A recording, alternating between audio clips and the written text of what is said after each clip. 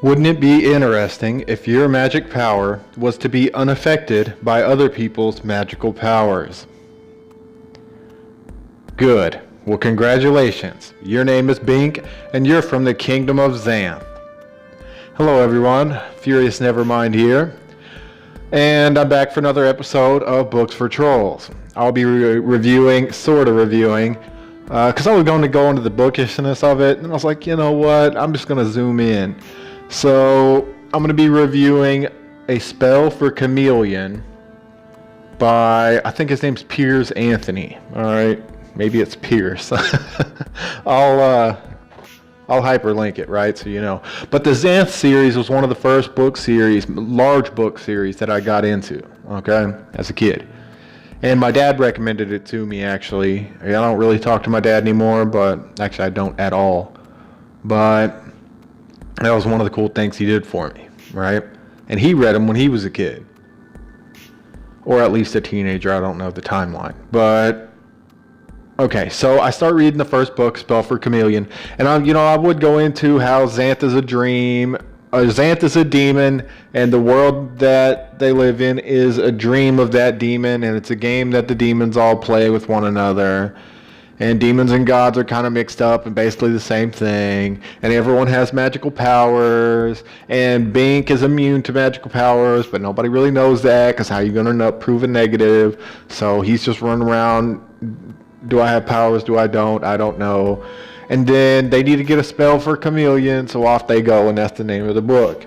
So here's the thing, though. Chameleon was one of the, I grew up without a mom, and I had a bunch of bad interactions with women, mostly bad, and girls growing up, right?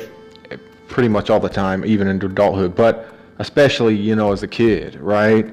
So, but the book, because I started reading these books before puberty, and the thing about Chameleon, let me tell you about Chameleon. She has 3 phases, 3 personalities. Her special power, or talent as they call it, is that she is a shapeshifter.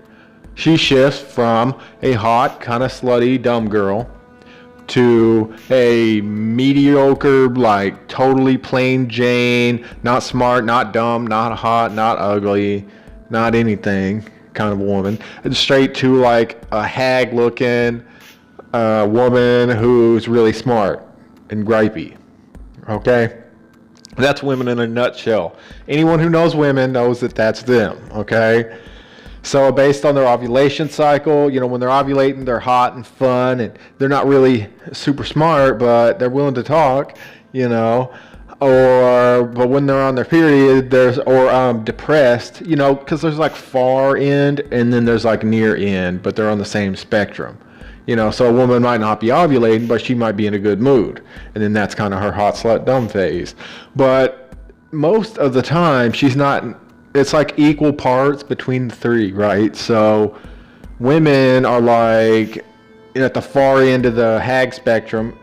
During their bad moods, they're smarter, or they seem that way. But they're also snarky and unattractive. But most of the time, I find women boring, okay?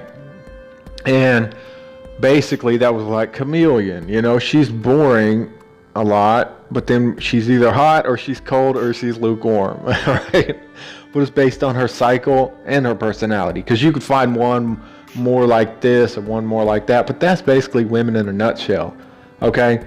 So, but also in the manosphere, as it's called, we have a term called the chameleon. What's a chameleon? That's a red-pilled woman. That's a woman who grew up in the church. That's a woman who cares about men and looks out for them.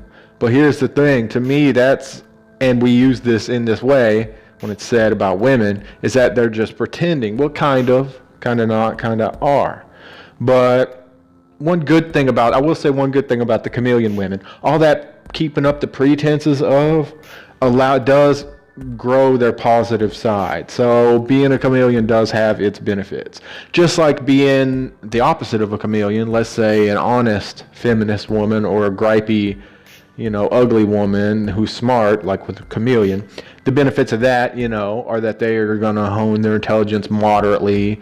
They're going to, not be as superficial on the outside, you would think. Now I get it. That's not always how it's going to work. But the point is this.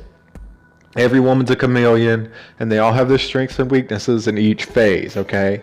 So I'm saying this to diss women and also to appreciate them, because I understand that they're in a continual state of flux, unlike men. But alright, that's the review, and just remember, you're immune to magic.